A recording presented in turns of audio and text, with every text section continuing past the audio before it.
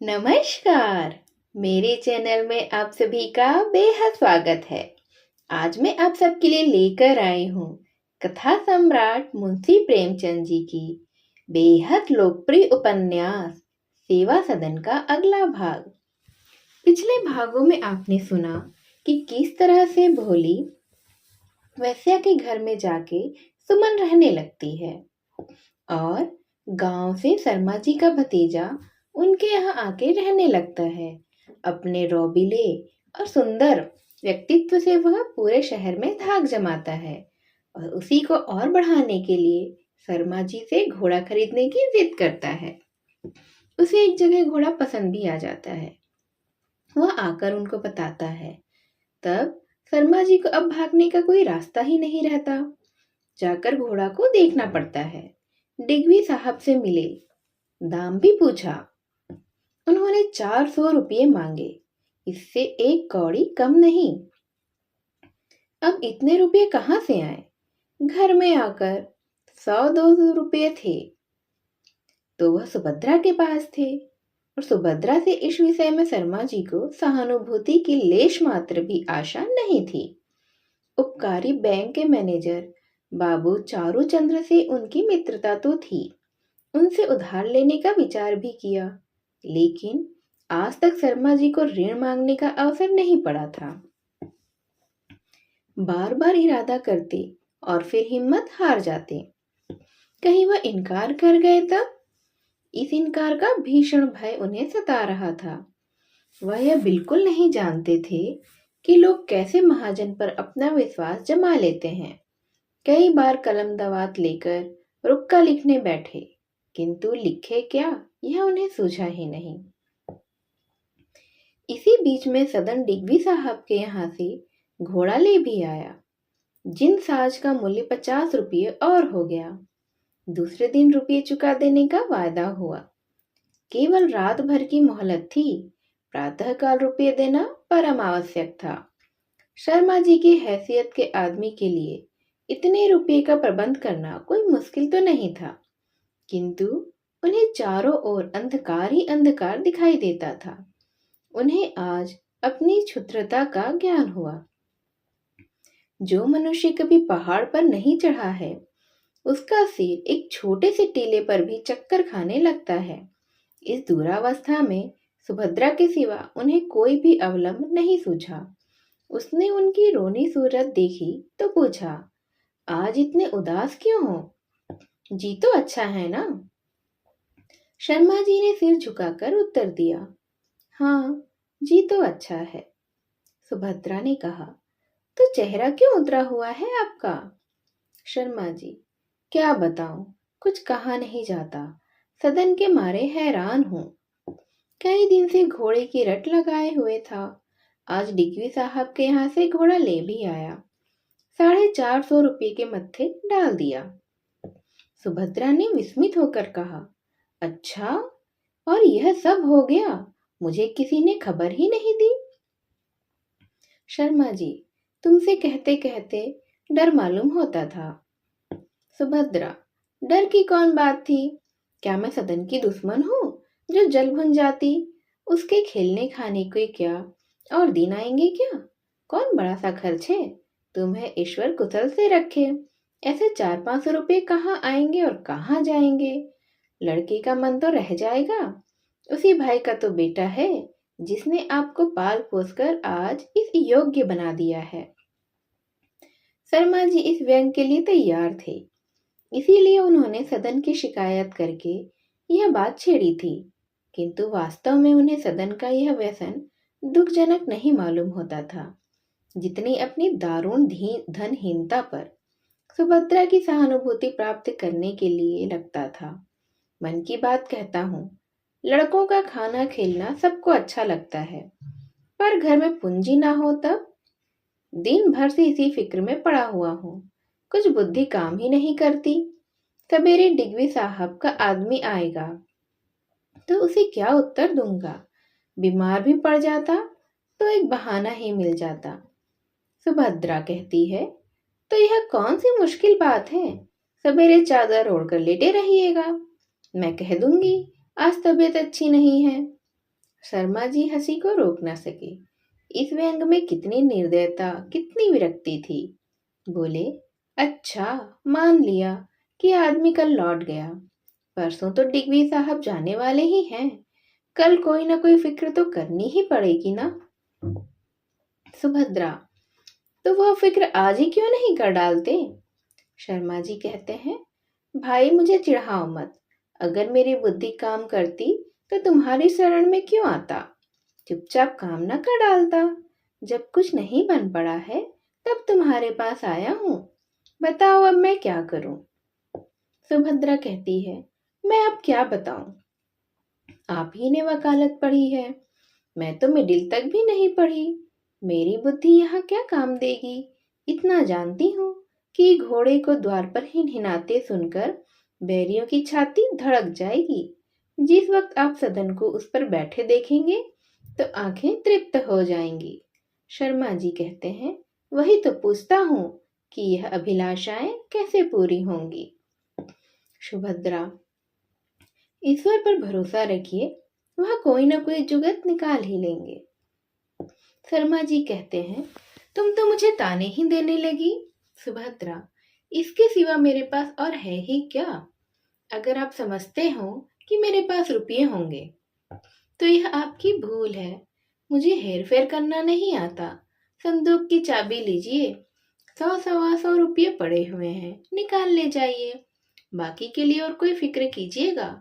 आपके कितने ही मित्र हैं, क्या 200-400 रुपए का प्रबंध नहीं कर देंगे? यद्यपि पद्मसिंह यही उत्तर पाने की आशा रखते थे, पर इसे कानों से सुनकर वह अधीर हो उठे। गार्ड जरा भी हल्की ना पड़ी। चुपचाप आकाश की ओर ताकने लगे, जैसे कोई अथाह जल में बहा जाता हो। सुभद्रा संदूक की चाबी देने को तैयार तो थी, लेकिन संदूक में 100 रुपए की जगह पूरे 500 रुपए बटुए में रखे हुए थे। यह सुभद्रा की 2 साल की कमाई थी। इन रुपयों को देख देख सुभद्रा फूली न समाती थी। कभी सोचती, अब की बार घर चलूंगी तो भाभी के लिए अच्छा सा कंगन लेती चलूंगी और गांव की सब कन्याओं के लिए एक एक साड़ी।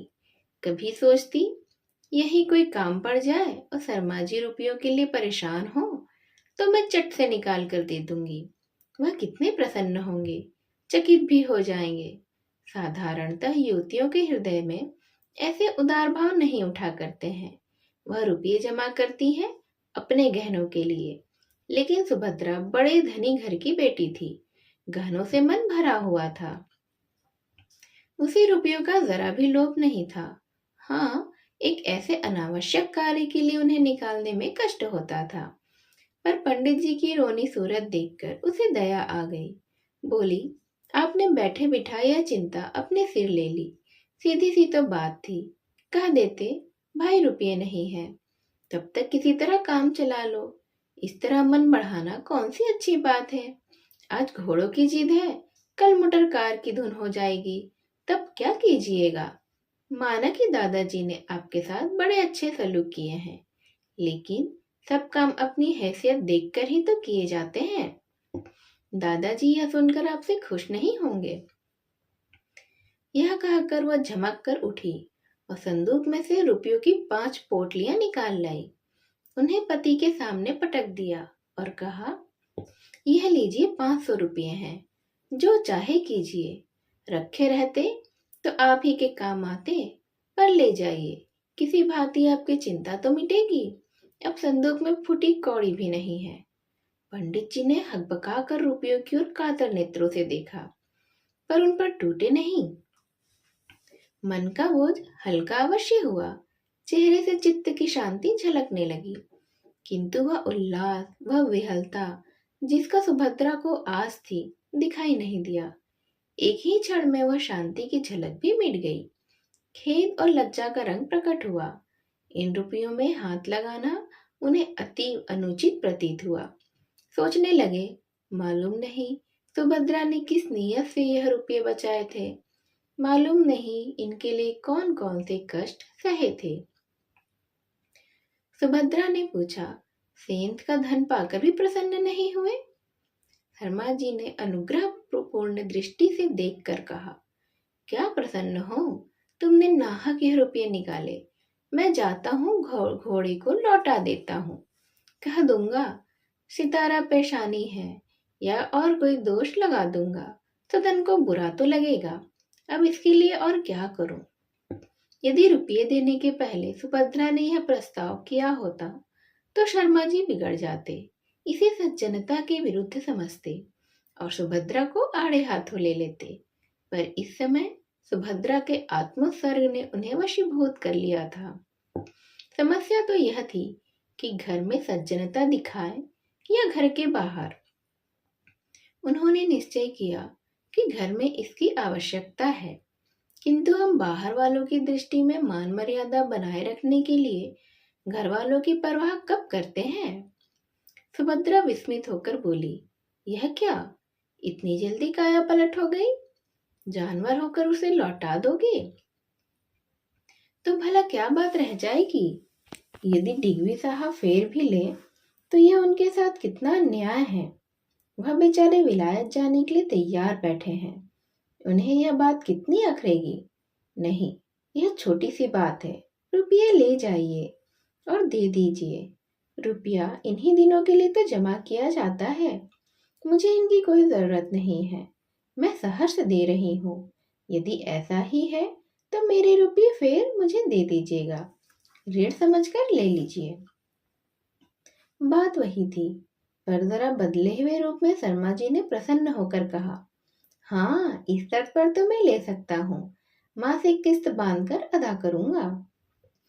प्राचीन ऋषियों ने इंद्रियों को दमन करने के दो साधन बताए हैं, एक राग और दूसरा वैराग्य।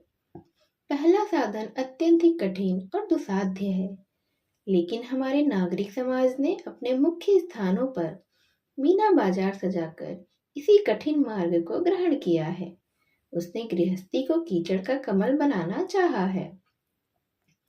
जीवन की भिन्न भिन्न अवस्थाओं में भिन्न भिन्न वासनाओं का प्राबल्य रहता है। बचपन मिठाइयों का समय है, बुढ़ापा लोभ का, यौवन प्रेम और लालसाओं का समय है। इस अवस्था में मीना बाजार की सैर मन में विप्लव मचा देती है।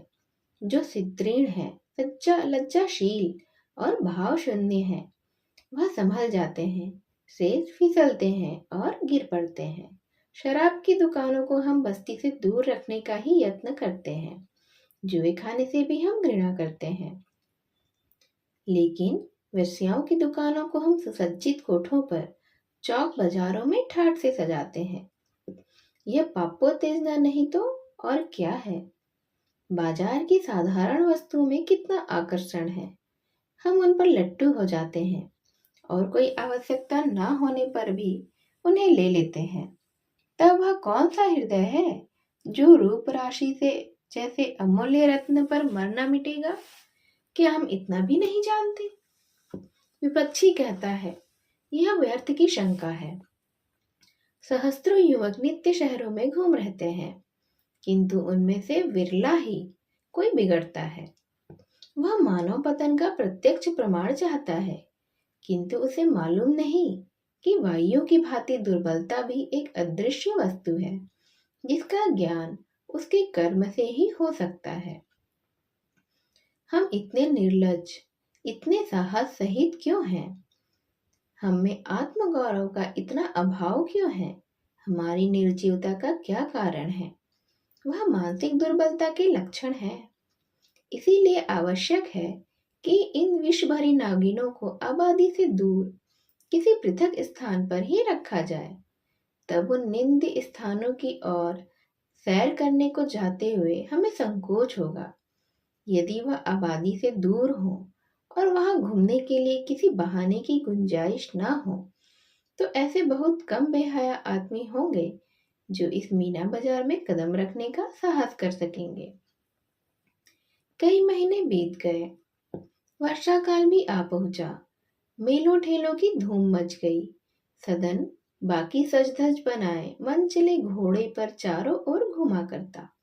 उसके हृदय में प्रेम लालसा की आग सी जलती रहती थी।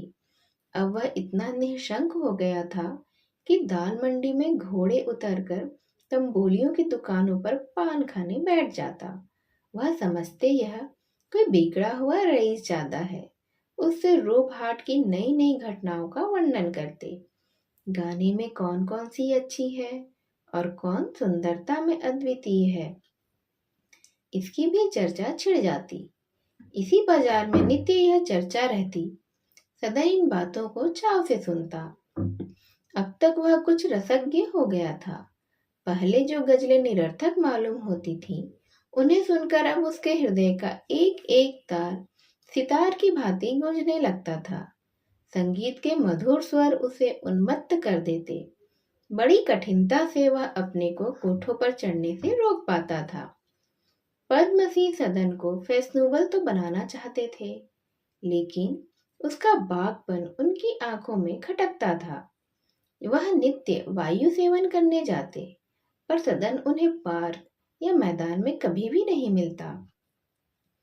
वह सोचते कि यह रोज कहाँ घूमने जाता है, कहीं उसे दाल मंडी की हवा तो नहीं लग गई।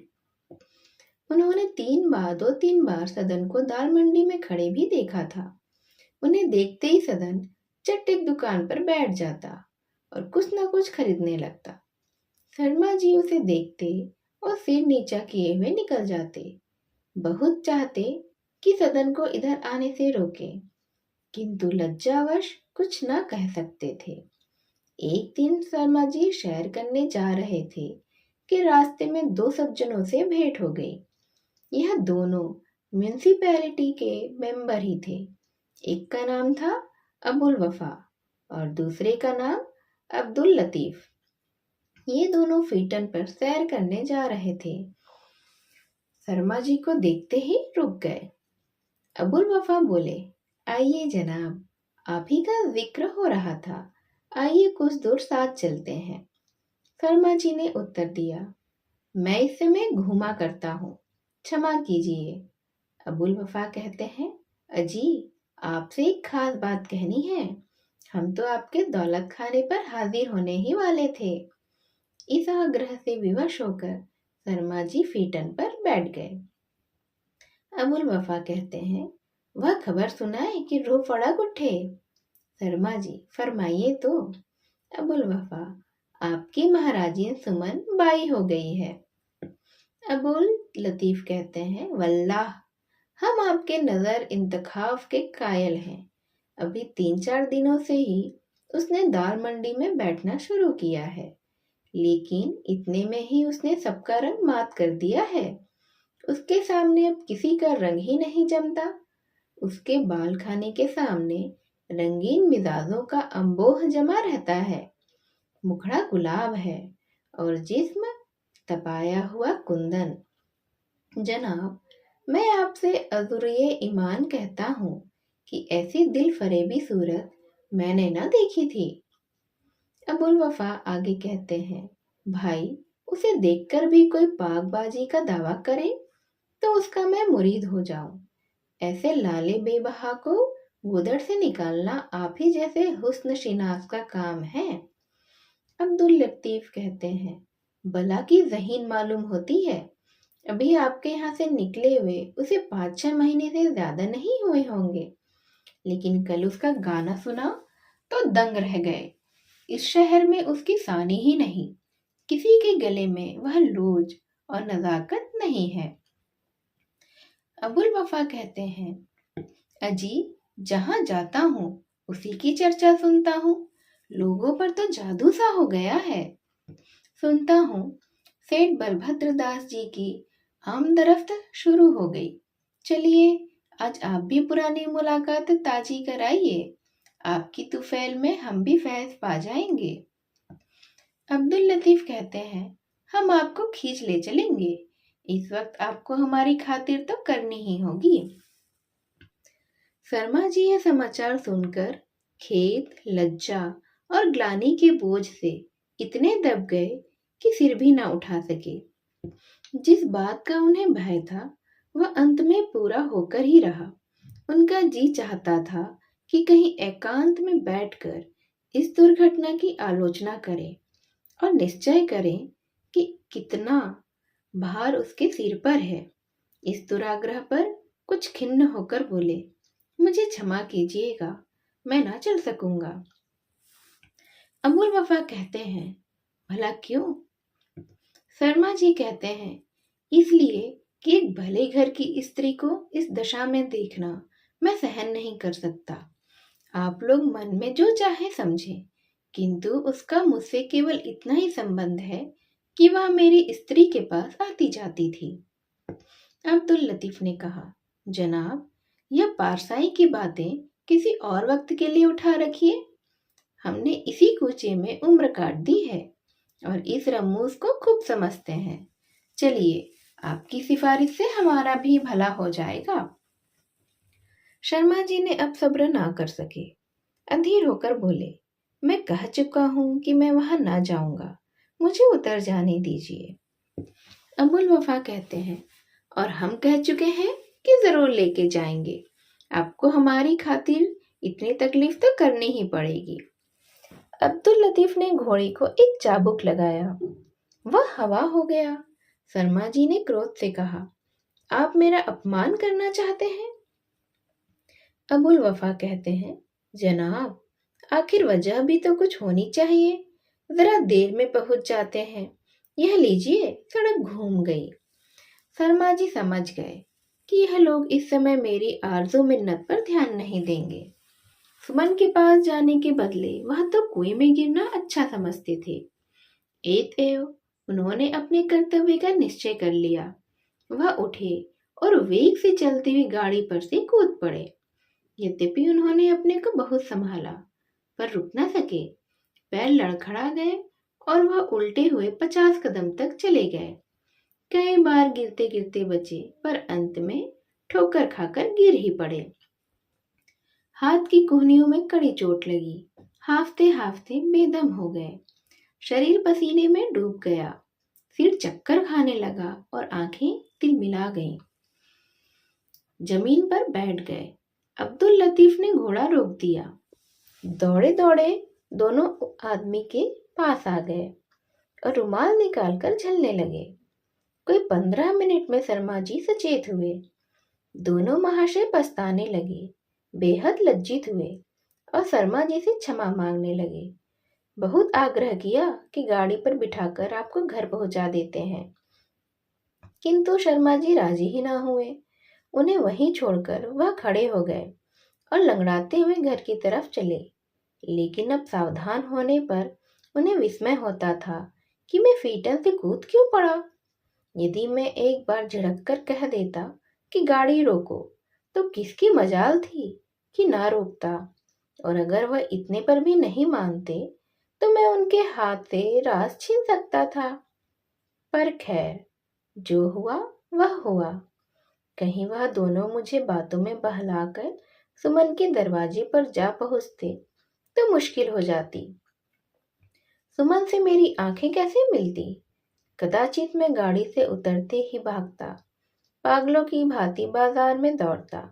गौ का वध होते तो चाहे देख सकूं, पर सुमन को इस दशा में नहीं देख सकता। बड़े से बड़ा भय सदैव कल्पित हुआ करता है। इस समय उनके मन में बारंबार यह प्रश्न उठ रहा था कि इस दुर्घटना का उत्तरदायी कौन है। उनकी विवेचना शक्ति पिछली बातों की आलोचना कर रही थी। यदि मैंने उसे घर से न निकाल दिया होता तो इस भांति उसका पतन न होता। मेरे यहाँ से निकलकर उसे और कोई ठिकाना न रहा और क्रोध और नैराश्य की अवस्था में यह भीषण अभिनय करने पर वह बाध्य हुई। इसका सारा अपराध मेरे ही सर पर है। लेकिन गजाधर सुमन से इतना क्यों बिगड़ा? यह कोई पर्दा नशीन स्त्री न थी, मेले ठेले में आती जाती थी। केवल एक दिन जरा देर हो जाने से गजाधर उसे कठोर दंड कभी न देता। वह उसे डांटता, संभव है 2-4 धौल भी लगाता। सुमन रोने लगती, गजाधर का क्रोध ठंडा हो जाता। वह सुमन को मना लेता और बस झगड़ा तय हो जाता। पर ऐसा हुआ नहीं, केवल इसीलिए कि विट्ठल दास ने पहले से ही आग लगा दी थी। निसंदेह सारा अपराध उन्हीं का है। मैंने भी सुमन को घर से निकाला तो सिर्फ उन्हीं के कारण। उन्होंने सारे शहर में बदनाम करके मुझे निर्दयी बनने पर विवश किया। इस भांति विट्ठल दास पर दोषारोपण करके शर्मा जी को बहुत धैर्य हुआ। इस धारणा ने पश्चाताप की आग थोड़ी ठंडी की, जो महीनों से उनके हृदय में दहक रही थी। उन्हें विट्ठल दास को अपमानित करने का एक मौका मिला। घर पहुंचते ही विट्ठल दास को पत्र लिखने बैठ गए। कपड़े उतारने की भी उन्हें सुध न रही। उन्होंने लिखा, प्रिय महाशय नमस्ते। आपको यह जानकर असीम आनंद होगा कि सुमन अब दाल मंडी में एक कोठे पर विराजमान है। आपको स्मरण होगा कि होली के दिन वह अपने पति के भय से मेरे घर चली आई थी और मैंने सरल रीति से उसे उतने दिनों का आश्रय देना उचित समझा जब तक उसके पति का क्रोध न शांत हो जाए। पर इसी बीच मेरे कई मित्रों ने, जो मेरे स्वभाव से सर्वथा अपरिचित नहीं थे, मेरी उपेक्षा और निंदा करनी आरंभ की। यहाँ तक कि मैं उस अभागिनी अबला को अपने घर से निकालने पर विवश हुआ और अंत में वह उसी पाप कुंड में गिरी जिसका मुझे भय था। अब आपको भली भांति ज्ञात हो जाएगा कि इस दुर्घटना का उत्तरदायी कौन है और मेरा उसे आश्रय देना उचित था या अनुचित। भवदीप पद्मसिंह। बाबू विट्ठल दास शहर की सभी सार्वजनिक संस्थाओं के प्राण थे। उनकी सहायता के बिना कोई भी कार्य सिद्ध नहीं होता था। पुरुषार्थ का पुतला इस भारी बोझ को प्रसन्नचित्त से उठाता, दब जाता था, किंतु हिम्मत न हारता था। भोजन करने का अवकाश न मिलता, घर पर बैठना नसीब ही नहीं होता। स्त्री उनके स्नेह रहित व्यवहार की शिकायत किया करती। विट्ठल दास जाति सेवा की धुन में अपने सुख और स्वार्थ को भूल गए थे।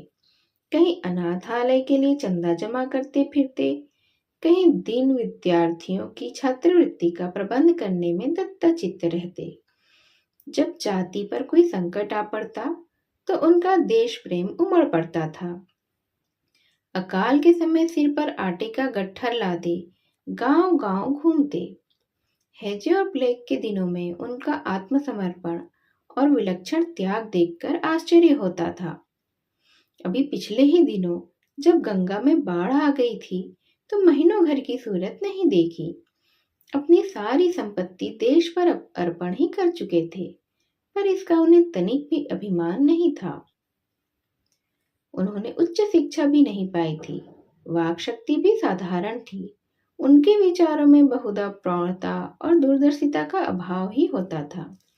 वह विशेष नीति कुशल, चतुर या बुद्धिमान न थे, पर उनमें देशानुराग का एक ऐसा गुण था जो उन्हें सारे नगर में सर्वसामान्य बनाया था। उन्होंने शर्मा जी का पत्र पढ़ा तो एक थप्पड़ सा मुंह पर लगा। उस पत्र में कितना व्यंग था, इसकी ओर उन्होंने कुछ ध्यान नहीं दिया। अपने एक परम मित्र को भ्रम में पड़कर कितना बदनाम किया, इसका भी उन्हें दुख नहीं हुआ। वह बीती हुई बातों पर पछताना नहीं जानते थे। इस समय क्या करना चाहिए, इसका निश्चय करना आवश्यक था और उन्होंने तुरंत यह निश्चय कर लिया। वह दुविधा में पड़ने वाले मनुष्य नहीं थे। कपड़े पहनते हुए दाल मंडी जाने की सोचने लगे। पहुंच भी गए। सुमन बाई के मकान का पता लगाया। बेधड़क ऊपर गए और जाकर द्वार खटखटाया। हिरिया ने, जो सुमन की नायिका थी, द्वार खोल दिया। 9 बज गए थे। सुमन का मुजरा अभी समाप्त हुआ था और वह सोने जा रही थी। विट्ठल दास को देखकर चौंक पड़ी। उन्हें उसने कई बार शर्मा जी के मकान पर देखा था। झिझक कर खड़ी हो गई, सिर झुकाकर बोली, महाशय आप इधर कैसे भूल पड़े? विट्ठल दास सावधानी से कालीन पर बैठकर बोले, भूल तो नहीं पड़ा, जानबूझकर ही आया हूँ, पर जिस बात का किसी तरह विश्वास नहीं आता था वही देख रहा हूँ। आज जब पद्मसिंह का पत्र मिला तो मैंने समझा कि किसी ने उन्हें धोखा दिया है, पर अब अपनी आंखों को कैसे धोखा दूं? जब हमारी पूज्य ब्राह्मण महिलाएं ऐसे कलंकित मार्गों पर चलने लगेंगी तो हमारे अधःपतन का पारावार नहीं है। सुमन, तुमने हिंदू जाति का सर नीचा कर दिया। सुमन ने गंभीर भाव से उत्तर दिया। आप ऐसा समझते होंगे, और तो कोई ऐसा नहीं समझता। अभी कई सज्जन यहाँ से मुजरा सुनकर गए हैं। सभी हिंदू थे, लेकिन किसी का सिर नीचा नहीं मालूम होता था। वह मेरे यहाँ आने से बेहद प्रसन्न थे। फिर इस मंडी में मैं ही एक ब्राह्मणी नहीं हूँ। 2-4 का नाम तो मैं अभी ही ले सकती हूँ, जो बहुत ही ऊंचे कुल की हैं। पर जब बिरादरी में अपना निबाह किसी तरह से न देखा तो विवश होकर यहाँ चली आई। जब हिंदू जाति को खुद ही लाज नहीं है तो फिर हम जैसी अबलाएं उसकी रक्षा कहाँ तक कर सकती हैं। विट्ठल दास ने कहा, सुमन, तुम सच कहती हो। बेशक हिंदू जाति अधोगति को पहुंच गई और अब तक वह कभी भी नष्ट हो गई होती, पर हिंदू स्त्रियों ही ने अभी तक उसकी मर्यादा की भी रक्षा की है। उन्हीं के सत्य और सुकृति ने उन्हें बचाया है। केवल हिंदुओं की लाज रखने के लिए लाखों स्त्रियां आग में भस्म हो गई हैं। यही वह विलक्षण भूमि है जहां स्त्रियां नाना प्रकार के कष्ट भोगकर, अपमान और निरादर सहकर, पुरुषों की अमानुषी क्रूरताओं को चित्त में न लाकर हिंदू जाति का मुख उज्जवल करती थी। यह साधारण स्त्रियों का गुण था, और ब्राह्मणियों का तो पूछना ही क्या। पर शोक है कि वही देवियां अब इस भांति मर्यादा का त्याग करने लगी। सुमन, मैं स्वीकार करता हूँ कि तुमको घर पर बहुत ही कष्ट था। माना कि तुम्हारा पति दरिद्र था, क्रोधी था, चरित्रहीन था। माना कि उसने तुम्हें अपने घर से निकाल दिया था, लेकिन ब्राह्मणी अपनी जाति और कुल के नाम पर यह सब दुख झेल लेती है। आपत्तियों का झेलना और दूरावस्था में स्थिर रहना, यही सच्ची ब्राह्मणियों का धर्म है। पर तुमने वह किया जो नीच जाति की उल्टाएं किया करती हैं। पति से रूठकर मैके भागती हैं, और मैके में निबाह ना हुआ तो चकले की राह ले लेती हैं। सोचो तो कितने खेद की बात है कि जिस अवस्था में तुम्हारी लाखों बहनें हंसी खुशी जीवन व्यतीत कर रही हैं, वही अवस्था तुम्हें इतनी असह्य हुई कि तुमने लोक लाज, कुल मर्यादा को लात मारकर कुपथ ग्रहण कर लिया। क्या तुमने ऐसी स्त्रियां नहीं देखी जो तुमसे कहीं ज्यादा दीनहीन, दरिद्र और दुखी है, पर ऐसे कुविचार उनके पास नहीं फटकने पाते हैं। नहीं तो आज यह स्वर्ग भूमि नर्क के समान हो जाती। सुमन, तुम्हारे इस कर्म ने ब्राह्मण जाति का ही नहीं, समस्त हिंदू जाति का मस्तक नीचा कर दिया। सुमन की आंखें सजल थीं, लज्जा से सिर न उठा सकी। विट्ठल दास फिर बोले, इसमें संदेह नहीं कि यहाँ तुम भोग विलास की सामग्रियां खूब मिलती हैं। तुम एक ऊंचे सुसज्जित भवन में निवास करती हो, नर्म कालीनों पर बैठती हो, फूलों की सेज पर ही सोती हो, भांति भांति के पदार्थ खाती हो। लेकिन सोचो तो, तुमने यह सामग्रियां किन दामों में मोल ली हैं? अपनी मान मर्यादा बेचकर। तुम्हारा कितना आदर था, लोग तुम्हारी पदरज माथे पर चढ़ाते थे, लेकिन आज तुम्हें देखना भी पाप समझते हैं। सुमन ने बात काट कर कहा, महाशय, यह आप क्या कहते हैं? मेरा तो यह अनुभव है कि जितना आदर मेरा अब हो रहा है, उसका शतांश भी तब नहीं होता था। एक बार मैं सेठ चिम्मन लाल के ठाकुर द्वारे में झूला देखने गई थी। सारी रात बाहर खड़ी भीगती रही, किसी ने भीतर न जाने दिया। लेकिन कल उसी ठाकुर द्वारे में मेरा गाना हुआ तो ऐसा जान पड़ता था मानो मेरे चरणों से वह मंदिर पवित्र हो गया है। विट्ठल दास कहते हैं, लेकिन तुमने यह सोचा कि वह किस आचरण के लोग हैं? सुमन कहती है, उनके आचरण चाहे जैसे हों, लेकिन वह काशी के हिंदू समाज के नेता अवश्य हैं। फिर उन्हीं पर क्या निर्भर है? मैं प्रातः काल से संध्या तक हजारों मनुष्यों को इसी रास्ते पर आते जाते देखती हूँ। पढ़े अनपढ़, मूर्ख विद्वान, धनी गरीब सभी इसी नजर आते हैं, परंतु सबको अपनी तरफ खुली या छिपी दृष्टि से ताकते हुए ही पाती हूँ। उनमें कोई भी ऐसा मालूम नहीं होता जो मेरी कृपा दृष्टि पर हर्ष से मतवाला न हो जाए। इसे आप क्या कहते हैं?